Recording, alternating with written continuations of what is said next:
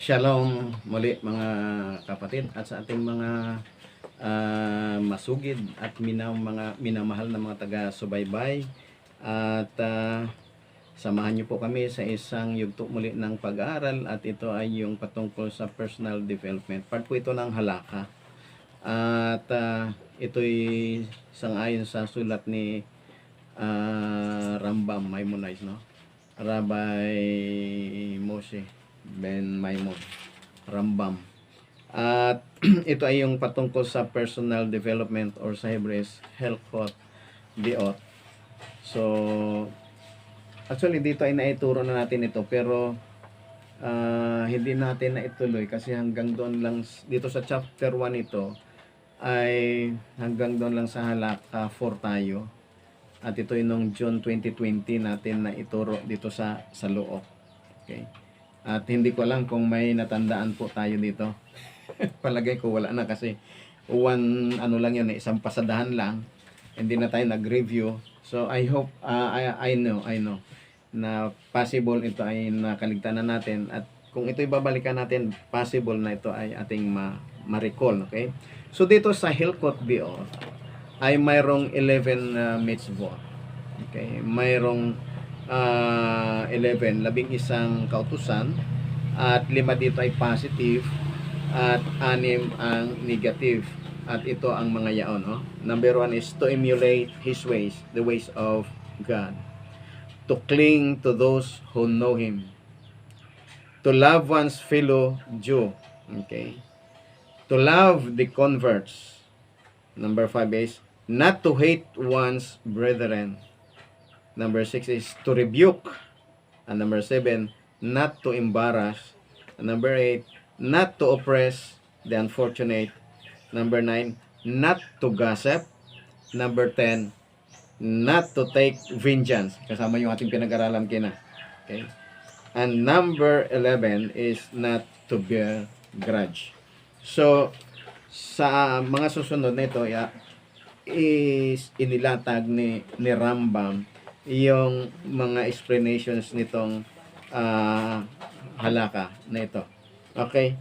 So, doon sa chapter 1, dito sa verse 1, sabi niya ay, each and every man possesses many character traits. Each trait is very different and distant from the others. Sabi ni Rambam. One type of man is wrathful, o isang tao daw, no, ay magagalitin, no. He is constantly angry. In contrast, no, sa kabila, there is the calm individual who is never moved to anger. Okay, mayroon ding mga tao na hindi nagagalit, no. Hindi siya magalit, no. If at all, he will be slightly angry. Minsan siya daw ay nagagalit konti, okay? But perhaps once during a period of several years. Okay? So yun yung mga iba-ibang character traits ng tao, okay? So there is the prideful man. Mayroon daw na tawag ito, mayabang, no? Prideful, no? And the one who is exceptionally humble. Mayroong conceited, okay? Mayroong humble, mapagpakumbaba. There is the man ruled by his appetites, okay? Itong ruled by his appetites, yung matakaw, okay? He will never be satisfied from pursuing his desires. And conversely, sa kabila nito, the very pure of heart who does not desire even the little that the body needs. Mayroong ang tawag itong isang ibig sabihin natin, isang salita, he ruled by his appetite, ibig sabihin matakaw, greedy, no? At mayroon din namang yung hindi, no? Hindi greedy, hindi matakaw, kundi sapat na yung malit lang, okay na. Tama na. So ito pa ang ibang mga mga traits ng tao. There is the greedy man who cannot be satisfied with all the money in the world. as stated in Ecclesiastes chapter 5 verse 9. Okay? Sa English translations ay verse 10 yan, okay? But in Hebrew it is verse 9, okay? So a lover of money, ay sabi doon sa Ecclesiastes 5:10 sa English, has his fill of money. And in contrast, there is the man who puts a check on himself. He is satisfied even with a little, which is not enough for his needs. And he does not bother to pursue and attain what he lacks. Mayroong mga ganit, sa kabila naman, ay mayroong mga ayaw, no? Mga hindi ganit na ultimo yung katiting lang ay sapat na sa kanya, kahit nagkukulang pa, masaya na siya. Pero yung mayroong tao na nasa kanya lahat na, limpak-limpak na ang hawak na salapi, no? Kulang pa rin. No, 'di ba? So yan yung mga in-identify dito ni Rambam yung mga characteristics o mga traits ng mga tao, iba't ibang klaseng tao, iba't ibang traits mayroon sila. Okay? So this is personal development. At makikita natin dito how Rambam delineated itong mga ito, and then we have to choose what is best. Okay, halos ito ay nagko-correlate doon sa ating Musar. Okay, halos in correlation ng Musar, but this is halaka.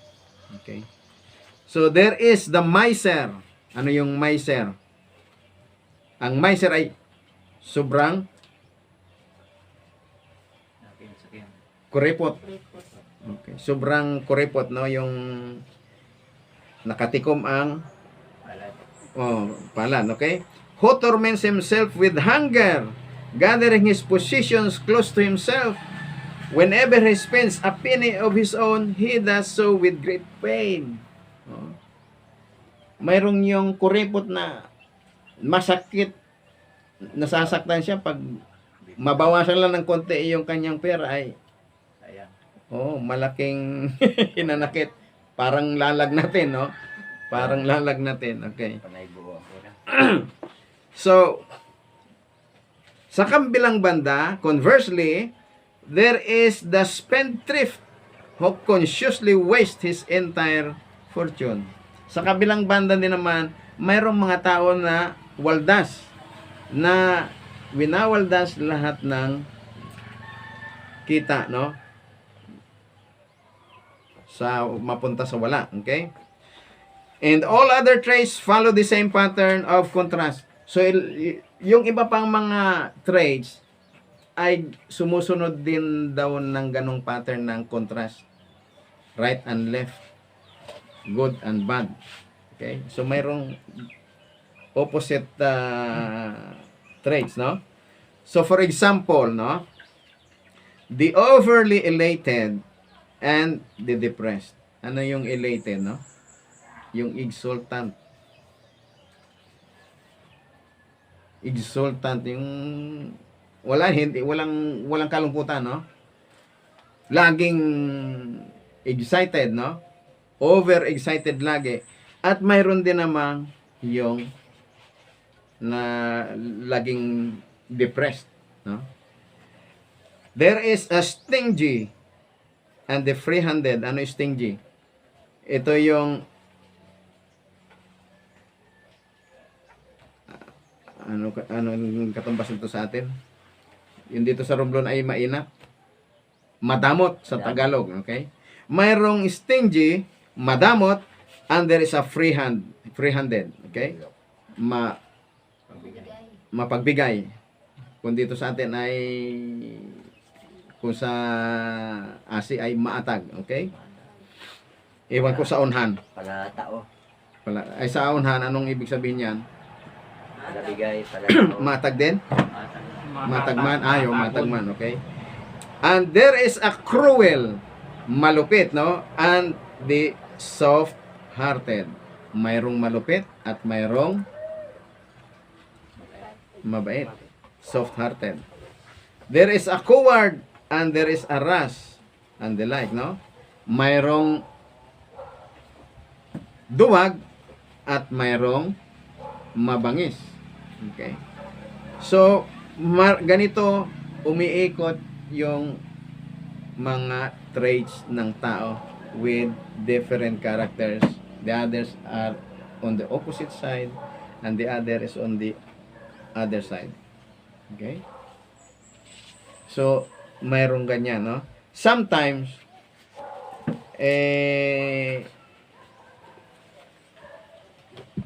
dapat mamili tayo, no? Or at all times, we have to choose what is the right path. Pag-aralan natin po yan. Okay, additionally, number 2, sinabi ng chapter 1, sabi ni Rambam, no? Between each trait, the contrasting trait at the other extreme, there are intermediate point. Okay. So, may naalala na tayo? Last time. So, between each trait, sa pagitan ng dalawang trait, okay, ay mayroong intermediate point dito. It's distant from the other. Okay. Additionally, he said, with regard to all the traits, a man has some from the beginning of his conception. Mayroon daw mga tao na yung kanyang trait ay nag-umpisa na doon sa conception or paglihi. Sa paglihi pa lang ay nandun na niya acquire na yung kanyang traits. There are individuals na gano'n, no? In accordance with his bodily nature. Some are appropriate to person's nature and will, therefore he acquired more easily than the other traits. Sabi pa ni Rambam, no? Some traits he does not have from birth. Yung iba daw ay wala siyang ganong trait mula nung isinilang siya. Wala siyang ganong trait, no? Pero he may have learned them from others. Okay. Dahil dito ay sinasabi ni Rambam na yung iba naman kahit hindi niya na-acquire ito mula sa pagkasilang ay ito'y kanyang namana o nagaya sa iba or turn to them on his own o di kaya ito ay nagbago lang siya ng kusa sa kanyang sarili. Okay? So, this may have come as a result of his own thoughts. Ito ay possible na dumating sa kanyang buhay sa pamagitan ng kanyang sariling pag-iisip o dahil he heard that this was a proper trait for him. O ito'y narinig niya na ito ang angkop na dapat niyang tangkiliking ugali, which he ought to attain. Therefore, he accustomed himself to it until it became a part of himself. Ito ay nagamay na sa kanya nang lumaon at ito na ang naging kabahagi ng buhay niya. Okay? May narinig mo daw, huwag na, pabayaan natin, ganyan na talaga siya. Okay? Because he already that trait. No? Hindi na natin mababago dahil yan na siya. Yan na ang naturalisan na niya. 'Di ba? So, that is part now of his life. Yung kanyang traits na yan, whether it is on the left On the positive or negative. or negative aspect or positive yung kanyang character traits. Okay. So, ganun na po yan. But, I know, there is no impossible with Hashem na magbago ang tao. Okay. So, sabi ni Rambam sa kanyang number 3 sa chapter 1 ng Hilkot Deot, the two extremes of its traits which are at a distance from one another do not reflect a proper path. It is not fitting that a man should behave in accordance with these extremes or teach them to himself. If he finds that his nature leans toward one of the extremes or adapts itself easily to it, or if he has learned one of the extremes and acts accordingly, he should bring himself back to what is proper and walk in the path of God. And this is what we call the straight path. So, ano ibig sabihin? So, sa dalawang extreme is either sa sobrang positive, sa sobrang negative ng traits. Okay?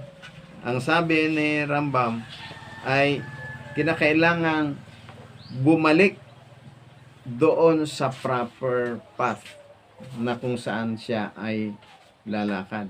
At alam naman natin lahat ng mga negative, lahat ng masama ay masama nga yan. So wala naman sigurong pipili sa kanyang buhay, habang buhay na siyang maging masama.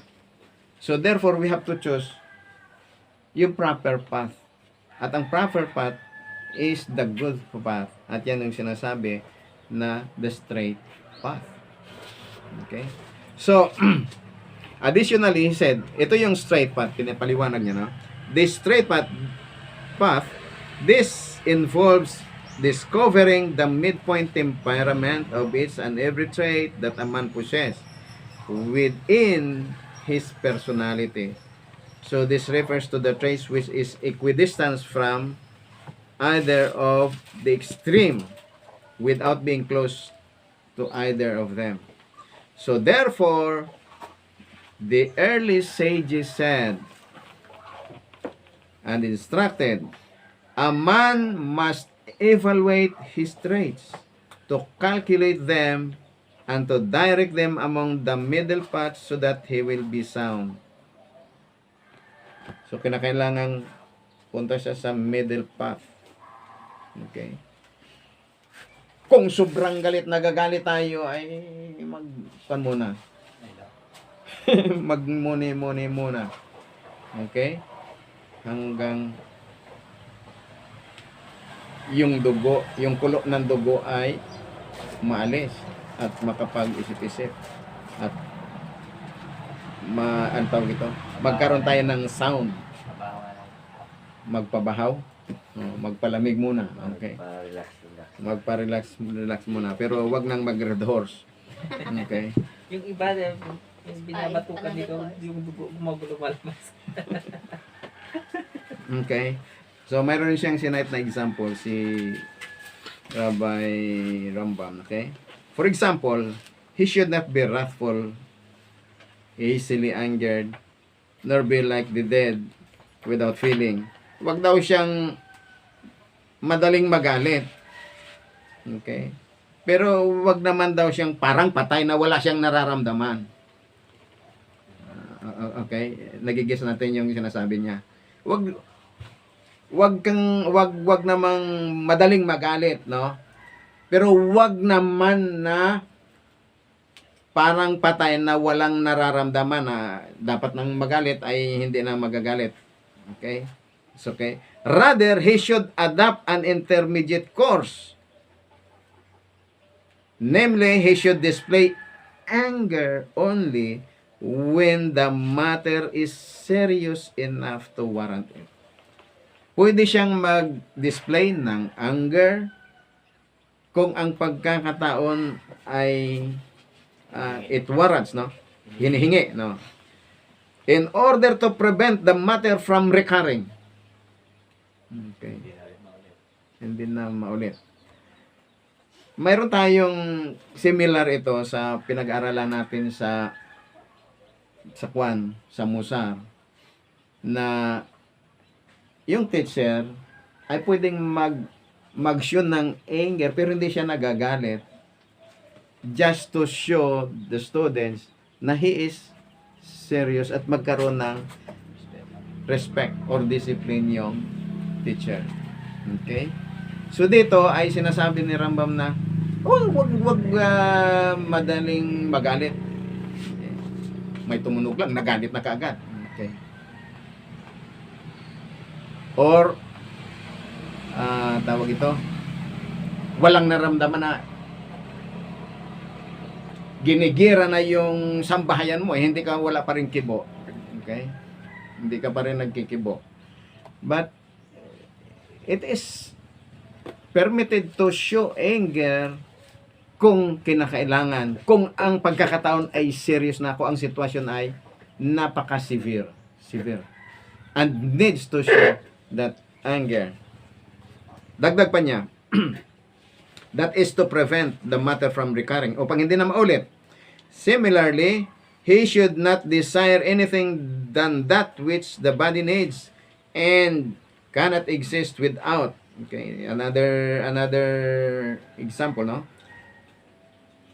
Hindi daw niya dapat na nasain ang mga bagay o anumang bagay maliban kung ito ay kinakailangan ng kanyang katawan. At siya ay hindi mag-i-exist kung wala ito. Halimbawa, doon sa Proverbs 13:25 na binibigyan din natin ito ng diin doon sa ating mga lessons, no? That the righteous man eats only to satisfy his soul. Ang matwid ay kumakain para lamang magalak ang kanyang kaluluwa. Okay? So hindi siya dapat kumain na parang luxury, na hindi na magagalak yung kanyang soul.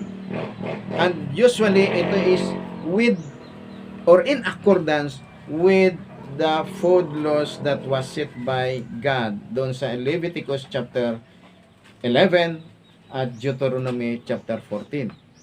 Okay? So, kakain siya upang magalak ang kanyang kaluluwa. Masatisfy ang kanyang soul. Hindi in luxury. Na nandito na, yung kinakain ay kain pa rin ang kain. Okay? Kaya after a minute, nagkandaso ka na. Okay? Kasi tayo ay mayroong limited at tayo ay nag-ooperate dyan sa tinatawag na natural law. Even our body exists and operates according to the natural law that was given by God. Okay? So sabi ni Rambam, wag nating nasain lahat ng mga anumang mga bagay na yung iba hindi naman natin gamit na. Okay? Panunubra na yung gamit natin ganyan, no? May isang kotse na, yung iba, tigsa 10 pa yung mga kotse, no? O hindi naman masama ang magano dahil may kaya. But, kung napabayaan na natin yung ating service sa Diyos, ay yun ang delikado. Yun ang delikado. Okay. So, also he added, that he should not labor in his business except to gain what he needs for immediate use. O, halimbawa sa business naman daw, magbi-business ang isang tao to gain what he needs for immediate use upang magkaroon siya ng paggamit or magkaroon siya ng tawag ito, yung basic needs niya. Yung kanyang basic needs, magkaroon siya. And then, sinasabi yan doon sa Psalm 37 verse 60 na a little is good to the righteous man. Kahit yung konti na yan ay mabuti yan para sa righteous man. Mga righteous man hindi yan nagrereklamo kung kakaunti lang. The just will not complain against little. Alam nila kung paano handle ang situation, whether he is in the situation na wala at sa situation na mayroon. All that he must do is to satisfy his soul. Yung ating service sa Diyos, okay? He should not be overly stingy.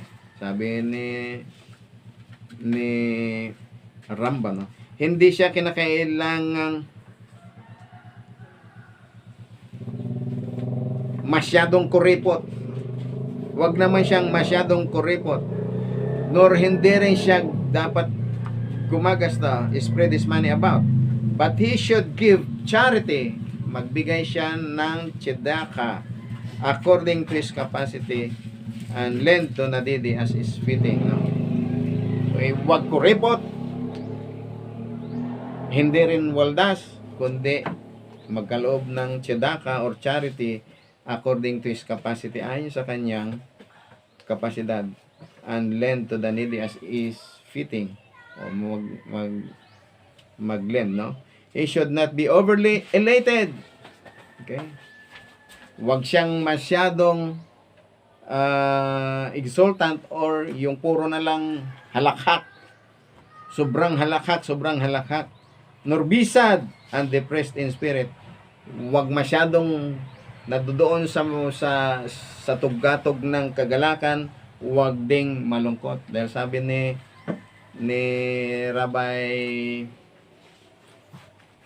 Vital, no? Rabbi Vital, sadness destroys all. Pag tayo naging malungkot, sira lahat. Yung ating soul masisira, affected.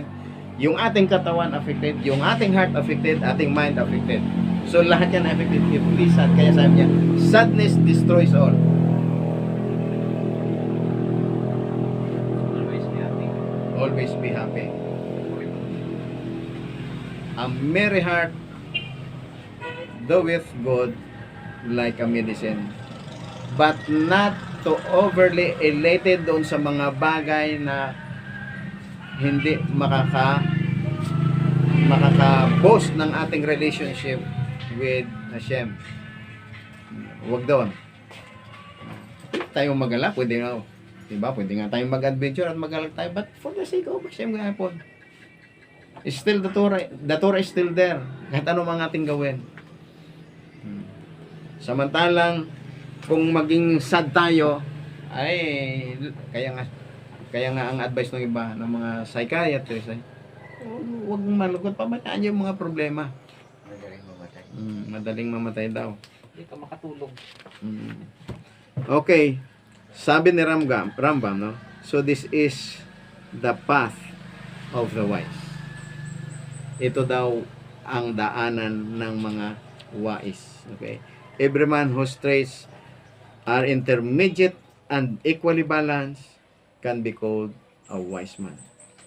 Lahat or bawat tao daw ng kanyang mga traits, katangian, are intermediate and equally balanced can be called wise man. Mayroon din sa Musar, no? Na kahit ikaw mayroong problema, huwag mag-appear ang mukha na may problema. Happy lang. Happy lang. Sa Musar, no? Kahit may problema o kahit mayroon kang dinadamdam sa loob, ay yung mukha huwag mag-appear na malungkot. Kahit walang pera, ay huwag mag-appear na malungkot. Malata. Di ba? Okay. So, and then, number 5, sabi ni Rambam. Let's see kung meron tayong nakalimutan.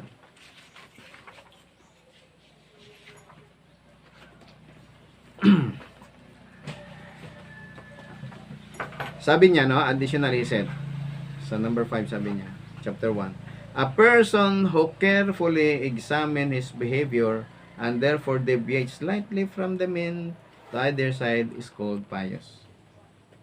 Okay. What is implied? Ano ibig sabihin, no?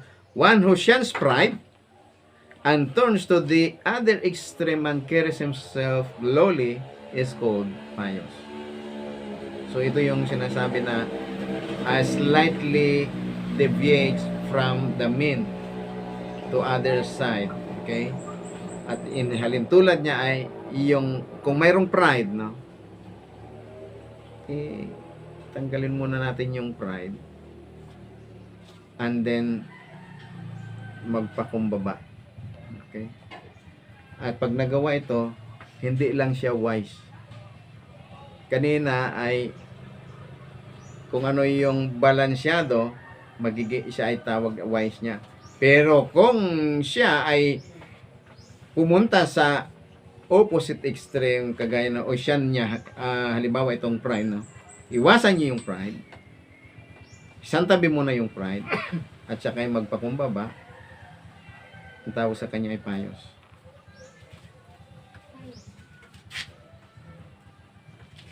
ang pious ay mas higit doon sa characters ng wise man. Yung piety is mas mataas, no? So, ang sabi niya, this is the quality of piety. However, if he separates himself from pride only to the extent that he reaches the mean and display humility, he is called wise. Okay? Kung siya daw ay umalis lang doon sa kanyang pride at siya din ay para may pakita lang ang kanyang pagpapakumbaba, ay siya ay tatawaging wise. Okay? At ito yung tinatawag the quality of wisdom. So, mayroon siyang wisdom. Okay? So, the same applies with regards to other character traits. Ganon din daw doon sa ibang traits. No? Kanina na nailatag natin ni Rambam yung mga opposite traits. Okay? Yung mga contrasting traits. At kung magawa ng isang tao na alis doon sa isang traits, halimbawa, negative ang kanyang asset at pumunta doon sa positive, ang aspect ng traits na yan, he can be called as wise or pious, depende doon sa kanyang paglisan doon sa traits na yon. Okay? So, the pious of the early generations, Rambam said, would bend their temperaments from the intermediate path towards the two extremes. For some traits, they would never let out towards the final extreme. For others, towards the first extreme, this is referred to us as beyond the measure or behavior beyond the measure of the law. Okay. So we are commanded to walk in this intermediate paths. At ito yung tinatawag na good and straight paths. Sang-ayon doon sa Devarim 28 verse 9. That we shall walk in His ways. So this is one of the first positive halaka na sinabi ni Rambam na we have to walk in His ways. At ito yung mga good paths. Okay? So, what time is it? So, it's time to push. Next time, pag-aralan natin yung ating susunod. Shalom, shalom.